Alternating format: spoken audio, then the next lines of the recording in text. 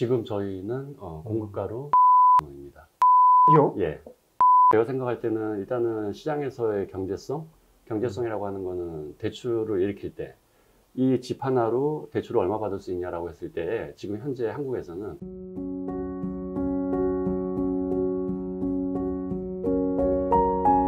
안녕하세요, 가온파입니다. 예비 건축주님들이 집을 짓기로 결심하면서 가장 먼저 하는 고민이 골조 선택이 아닐까 싶습니다.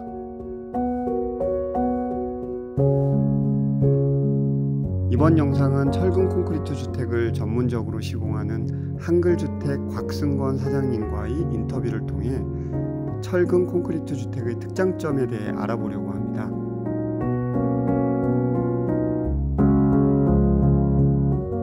평소 철콘주택에 관심이 있으셨던 예비 건축주님들께 도움이 되었으면 합니다.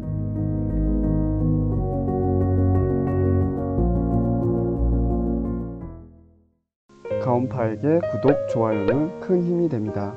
안녕하세요, 가온파입니다. 반갑습니다. 네, 안녕하세요. 네, 제가 여주에 살고 있는 거 아시죠?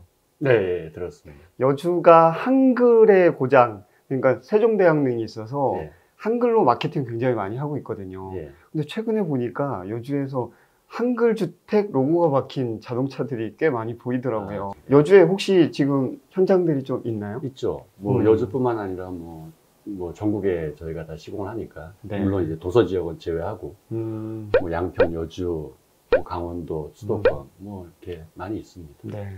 혹시 왜 한글주택이라고 이름을 지으셨는지 회사 소개랑 같이 한번 소개해 주시면 좋을 것 같습니다. 아, 예. 저희는 전원주택, 상가주택 이런 건축물을 설계, 시공을 하는 회사고요. 업력이 20년 가까이 됐네요. 그래서 채수로는 수량으로는 아마 2,000채 가까이 될 겁니다. 2,000채요? 예, 예. 와우. 그래서 뭐 감사하게도 여러분 사랑을 많이 해주셔서 지금 20여 년간 통일되게 업을 유지하고 있습니다. 그러면 20여 년이면은 1년에 한 100채 가까이씩 계속 그렇죠. 꾸준하게 예, 지고 150채 예, 전후로 해서 좀 많을 때도 있고 뭐 그렇지만 뭐 평균 따지면 한 150채 정도 이렇게 1년에 착공시켜 나가고 그럼 한국에서 단독주택 건축 업체로는 거의 한 탑3 안에는 드시는 뭐 거기까지는 잘 모르겠는데 예, 뭐 하여간 저희가 할 수 있는 역량 안에서는 네. 해야 되고 조금씩 이렇게 좀 뭐 증가 추세에 있긴 한데 네. 예, 또 갑자기 또 급격하게 늘어도 어디선가 또 탈이 나는 부분이 있기 때문에 저희가 할 수 있는 캐파 안에서 조금씩 늘려서 이제 해나가고 있습니다. 코로나 때 건축 자재 비용이 엄청나게 올랐었잖아요. 그렇죠. 자재값도 오르고 수요도 많다 보니까 더 천정부지로 건축 비용이 올랐던 것 같아요. 그럼 그렇죠. 그때랑 비교했을 때 지금은 건축 비용이 예. 전반적으로 어떤가요? 한 번 올라갔던 건 잘 안 떨어집니다.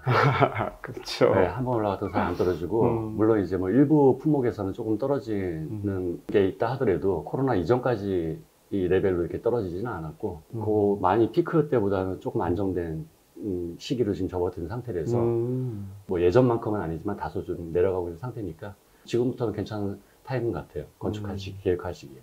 이게 사실은 더 내려갈까 하고 기다리시는 분들도 계실 수 있는데 이게 인건비랑 뭐 금리랑 전체적으로 맞습니다. 국제적인 정황을 봤을 때 더 내려가긴 힘들 것 같죠. 맞습니다. 네. 예. 그래서 지금 정도면 안정기가 접어들었을 때 망설이지 말고서 건축하시는 것도 좋은 선택이 아닐까 싶은 생각이 듭니다. 제가 듣기로는 한글주택이 철근 콘크리트 위주로 지금 건축을 많이 하고 계신데 맞습니다. 이 철콘주택이 비싸서 사람들이 접근하기가 힘든 골조 중에 하나인데 굉장히 합리적인 가격으로 지금 건축을 하고 있다고 들었어요. 그렇죠. 예. 이게 목조주택이랑 또 많이들 비교를 하시니까 한글주택의 철콘 건축비용, 목조주택이랑 일반적으로 비교했을 때 건축비 어느 정도 될까요? 지금 저희는 공급가로 600만 원입니다. 600이요? 예. 철근 콘크리트 외단열이고요. 노즐 콘크리트 같은 경우는 그것보다 한 5%, 6% 내외로 조금 더 이제 업이 되긴 하는데 그럼 보통 600대 이러고서 699만 원 막 이러잖아요. 네, 그게 아니라 600만 원. 예, 예. 공급가 기준으로 이제 600이고 코로나 때 자재 값이 많이 오르고 하긴 했지만 저희 자체적으로 뭐 자재비, 노무비 이런 쪽으로 절감하려고 하고 있고 간접비도 절감을 하려고 하는 노력을 기울이고 있어서 철콘크리트가 비싸서 목조로 간다 이런 생각은 안 하셔도 될 것 같아요. 여러분들께서 일반적으로 알고 계신 정보로는 목조주택이 평당가 기준으로 했을 때 600대, 그리고 철콘 이러면은 예전에는 800대 얘기를 하다가 코로나 이후로는 그냥 무조건 1000만 원 넘어간다라고 이렇게 기억을 하고 계신 분들 의외로 많으실 거예요. 근데 내부에서 이렇게 짜고 해갖고 최대한 예전 가격이랑 지금 맞춰갖고 600을 어느 정도 맞습니다. 맞추고 계시다는 말씀으로 들리는데 좀 구체적으로 좀 말씀을 주셨으면 좋겠어요. 기초 비용이 포함이 되는지, 아니면은 뭐 가구나 기타 등등은 어느 정도 수준이 들어가고 빠지는지, 거기에 뭐 내외장재는 기본 스펙이 뭔지, 요거 좀 구체적으로 원하실 것 같습니다. 기초 비용 뭐 이런 건 당연히 이제 건축이니까 당연히 다 들어가는 거고, 네. 저희가 뭐 다른 회사 다 마찬가지겠지만 이제 가구, 그러니까 뭐 싱크대, 붙박이장, 신발장 뭐 이런 것 등등은 별도죠. 왜냐하면 저희가 이제 평당가 스펙을 만들어 놓은 거는 공통적인 항목만 이렇게 만들 수밖에 없어서, 네. 이게 뭐 가구도 잘 아시는 것처럼 그레이드가 엄청나잖아요. 그쵸. 싼 거부터 비싼 것까지. 네. 그걸 다 저희가 평당가의 스펙으로 녹아낼 수가 없어요. 없다 그렇죠. 보니까 평당 600만 원이라는 단가는 그냥 저희 기본 스펙으로 따라오셔서 집을 지어도 집으로서는 성립이 되는 거예요. 문 손잡이가 하나 없습니다. 추가하셔야 됩니다. 난간 별도에 이런 건 전혀 없죠. 완전 깡통은 아니고 일단은 사람 들어가서 입주해서 충분히 살만한. 예. 그러면은 기본적으로 외장재는 어떤 걸 쓰시죠? 지금 이제 스타크 플렉스하고 이제 마스터월이라고 하는 또 동등한 그런 제품도 나와서 병행해서 쓰고 있고, 그러니까 단열재에 메쉬 미장을 하고 최종 마감 도료를 미장하는 이제 그게 외벽 마감재입니다. 기본 스펙에서. 철근 콘크리트로 일단은 골조를 짓고 외단열을 별도로 EPS로. 그렇죠. 예. 외단열 EPS 몇 T 정도 하십니까? 뭐 이렇게 중부 일적이죠. 잘 아시겠지만 네. 중부 일적 지역 같은 경우는 지금 여주? 140T고 추운 곳 그런 곳은 이제 190T가 들어가죠. 예, 그래서 그러면 여주 같은 경우에 140T로 EPS 하고 거기다가 스타코 미장을 해서 마감을 하고, 내부에는 그러면은 도배 기준으로? 그렇죠. 도배 기준. 기본 설비는 당연히 들어갈 거고 전기도 당연히 들어갈 거고. 그럼 조명도?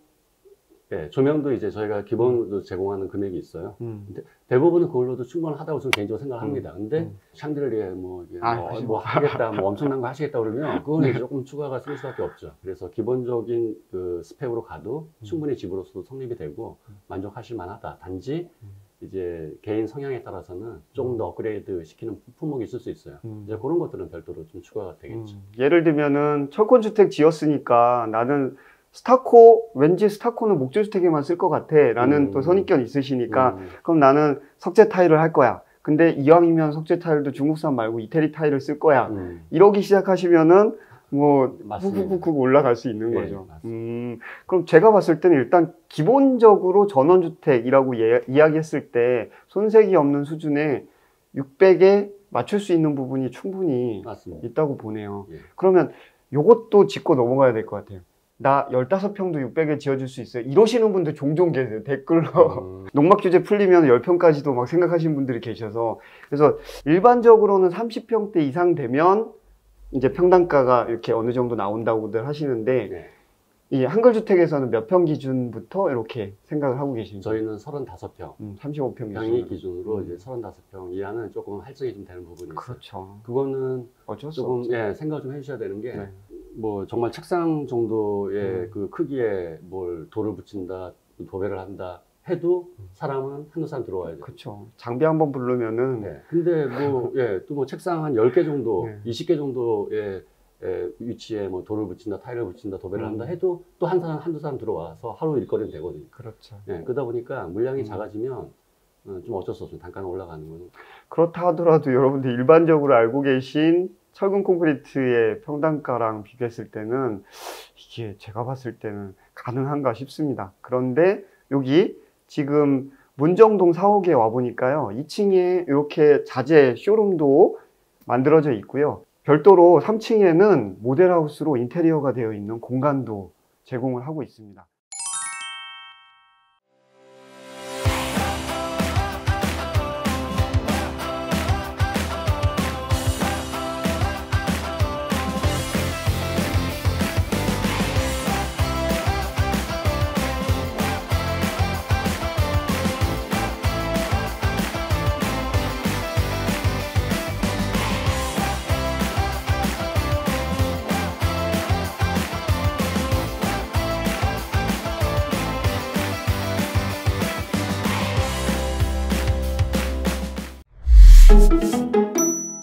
한글 주택이 지금 철근 콘크리트 위주로 건축을 하고 계시잖아요. 네.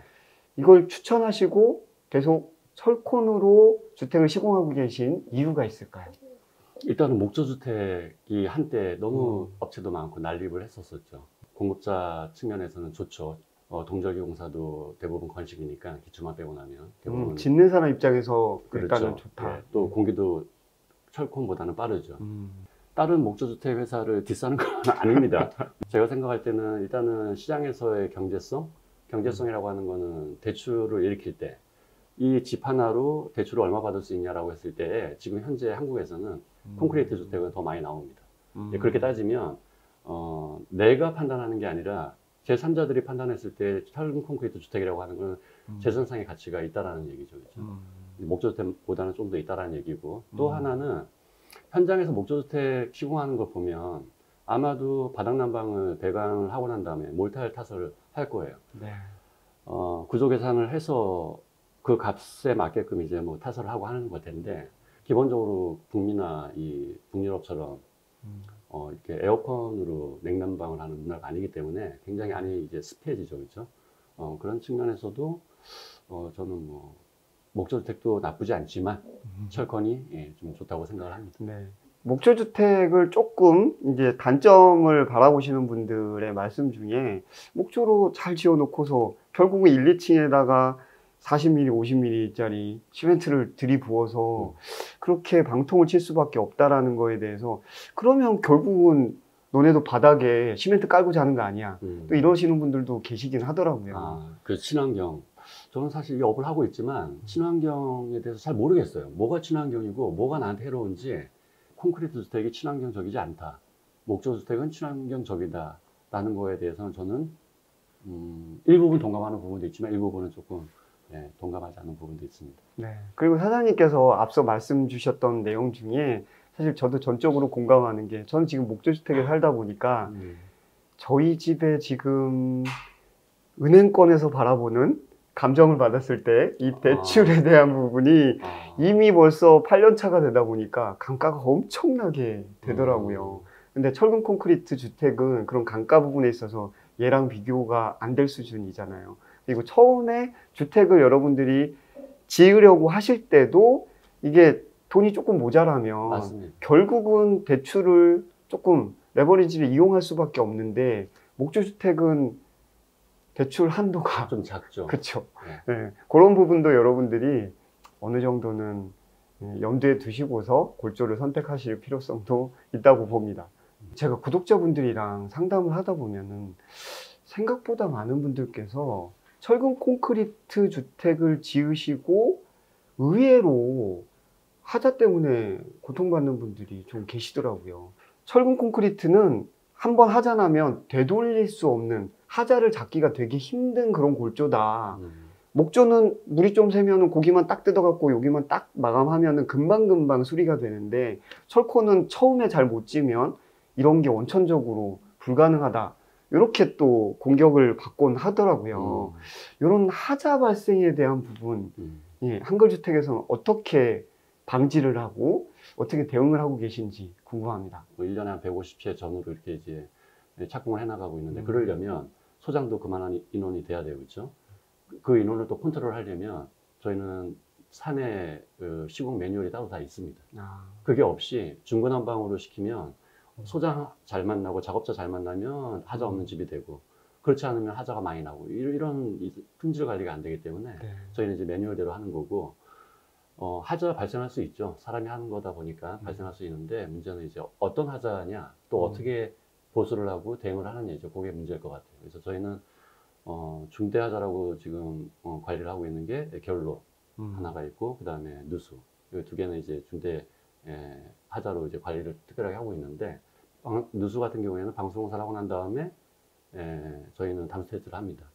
담수 테스트를 하죠. 미리 근데 하시는 저희가 이제 방수가 2중 3중이에요. 그러니까 슬라브 베란다나 뭐 바닥 욕실이나 슬라브를 일단 타설을 할 때는 타설하고 끝나는 게 아니라 재물미장이라고 해서 계속 눌러줍니다. 옛날 집들 방수 재료가 그렇게 특별하지 않았는데도 불구하고 물이 잘 안 새는 것 이유는 제로 미장을 많이 했었기 때문에. 그렇죠. 이렇게 누름만 잘 해도 그래서 매끈한 상태가 그것만으로도 이제 맞습니다. 방수가 1차적으로 된다고 들었습니다. 맞습니다. 네. 그 다음에 이제 저희가 시멘트 액체 방수를 1차, 2차 하고, 그 다음에 단수테스트도 하고, 그 다음에 양생을 다 하고 나면, 우레탄 동학 방수를 또 중도 1차, 2차 해서 3도까지 이렇게 하기 때문에, 시공 과정에서 물이 안 새는데 생활하다가 샌다. 이거는 뭐 거의 없어요.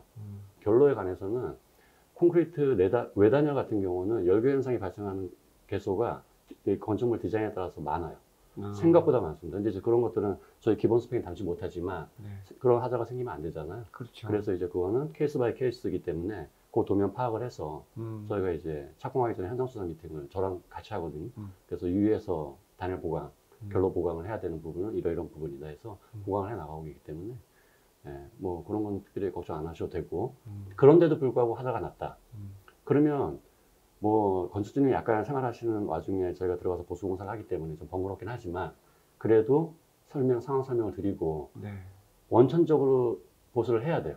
그래서 하자가 발생하지 않게 하는 게 첫 번째. 그런데도 불구하고 하자가 발생했을 때는 빠르게 제대로 대응을 지금 저희는 해 나가고 있기 때문에 그런 부분에 대해서는 걱정을 안 하셔도 될 것 같아요. 목조주택 같은 경우에 누수 발생하면 실리콘만 갖고 와서 계속 실리콘만 발라주시는 시공사가 있는 반면에 일단은 뜯자.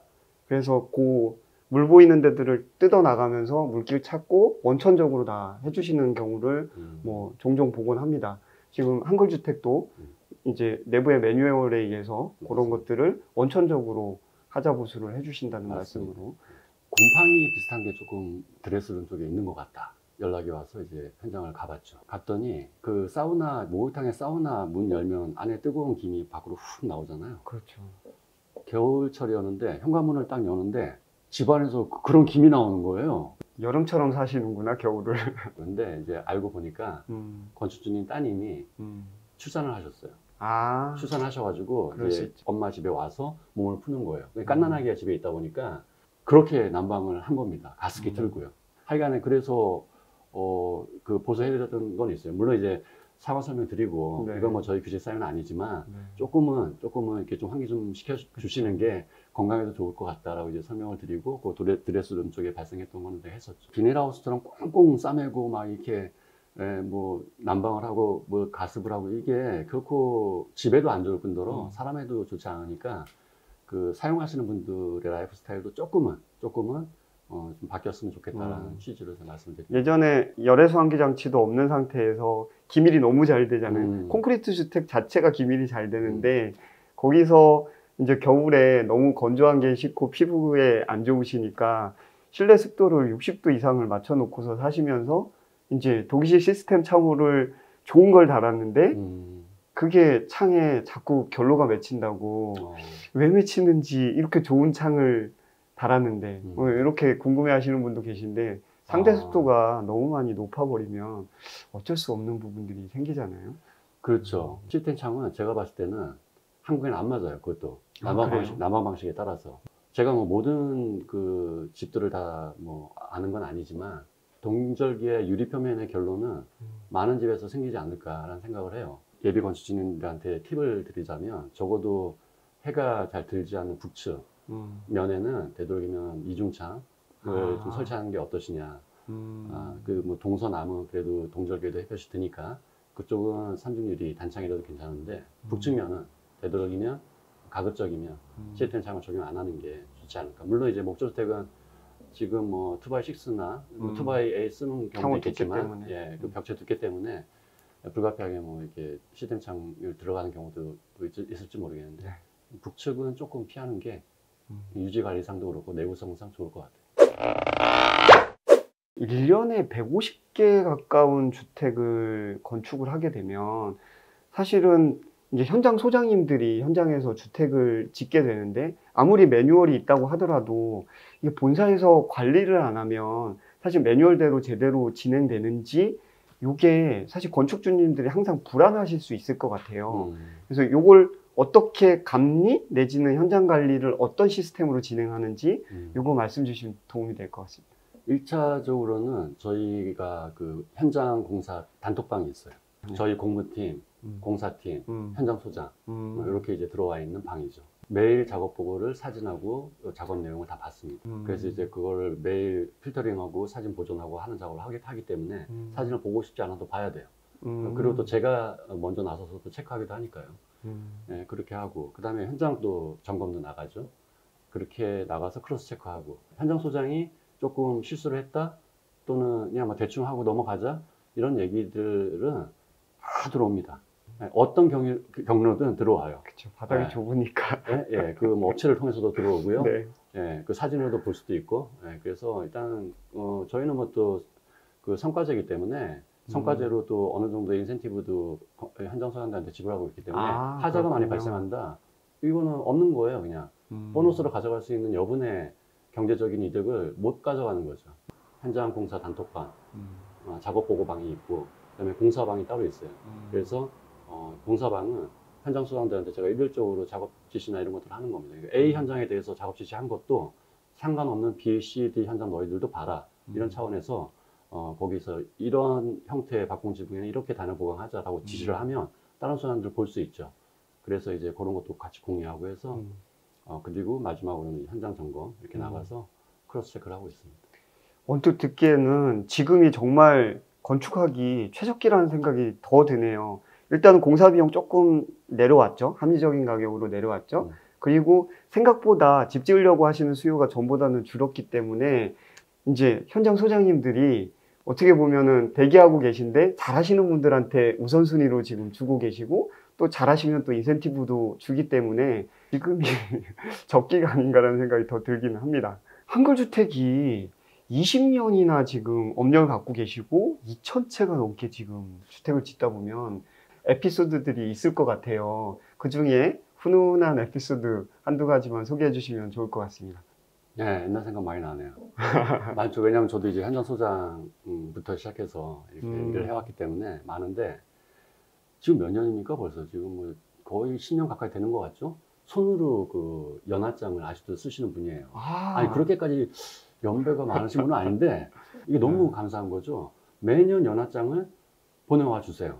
또 어떤 건축주님 같은 경우에는 이제 너무 집을 잘 지어줘서 고맙다. 그래서 이제 뭐 저랑 뭐 현장 소장 같이 해서 이렇게 집에 파티를 하는데 초대를 해주셨는데 이 파티가 그냥 뭐 이렇게 반찬 좀 있고 식탁에서 먹는 그런 게 아니라 이 정원에서요 그 요리하는 분까지 와서 막 이 와인에 셰프 초청을 해서 와인까지 하는데 사실 저는 이 술을 잘 못하지만 와인은 더더욱 몰라요. 이건 뭘 와인을 이게 뭐 이렇게 두고 이렇게 잔을 두고 이렇게 받아야 된다면서요? 뭐 그런 것도 잘 모르고 하여간에 소주 받듯이 이렇게 받고 했는데 그랬던 기억도 있고. 제가 아는 빌더분들 중에 집 짓고 나셔서 건축주님이 전화하는 게 제일 두렵다라고 하시는 분들도 종종 계세요. 이게 하자 발생 때문에 급하게 특히 여름에 곧 올 이제 장마철 같은 경우에는 진짜 전화 오면은 거의 99%는 누수 문제 때문에. 그러니까 그 시기에는 이게 스트레스 엄청 받으시더라고요. 근데 고맙게도 집 짓고도 몇 년이 지났는데도 건축주님들이 고마움의 표시로 이렇게 초청해서 식사 대접을 받는다는 거는 정말 감사하죠. 빌더로서 행복한 일인 것 같습니다. 네, 감사한 일이죠. 제가 알기로는요, 철근 콘크리트 주택 시공사들을 만나면 상당수 부분이 도면부터 좀 그려갖고 오세요. 그래야 저희가 설계를 하면서 물량 산출도 하고 견적 상담을 할 수 있습니다. 그래서 오히려 상담을 뒤로 미루시는 경우들을 종종 봅니다. 근데 한글주택은 이걸 맞습니다. 모든 것들을 관리해주는 시스템이 있다면서요? 맞습니다. 저희 회사를 방문해 주시거나 연락을 주시면 1차적으로 이제 영업 담당자를 대면을 하게 되실 텐데 그렇게 해서 계약이 체결되면 설계, 인테리어 뭐 미팅, 뭐 시공까지 저희가 일괄로 다 진행을 하기 때문에 뭐 A라고 하는 뭐 건축사 사무소 해야 되고 뭐 시공사 따로 또 선정해야 되고 이렇게 발품 팔고 시간 허비하시고 하는 일이 없도록 되도록이면 건축주님께서 해야 되는 일들을 조금이라도 좀 더 덜어드릴 목적으로 이제 설계에서부터 공사까지 이렇게 일괄로 진행을 하고 있습니다. 그래서 집 지으면서 이제 뭐 몇 년 늙는다 이런 얘기가 시공사가 이제 속썩이고 뭐 그런 것도 물론 있겠지만 창구가 여러 개예요. 뭐 설계 사무소도 대응을 해야 되고 시공사, 뭐 인허가 업체 그 외에 뭐 상수도 전기 인입하는 문제들 등등 해서 신경 쓸 게 많으니까 이제 좀 그런 그쵸. 말들도 나오신다고 생각하는데 저희는 일괄적으로 저희가 대응을 하기 때문에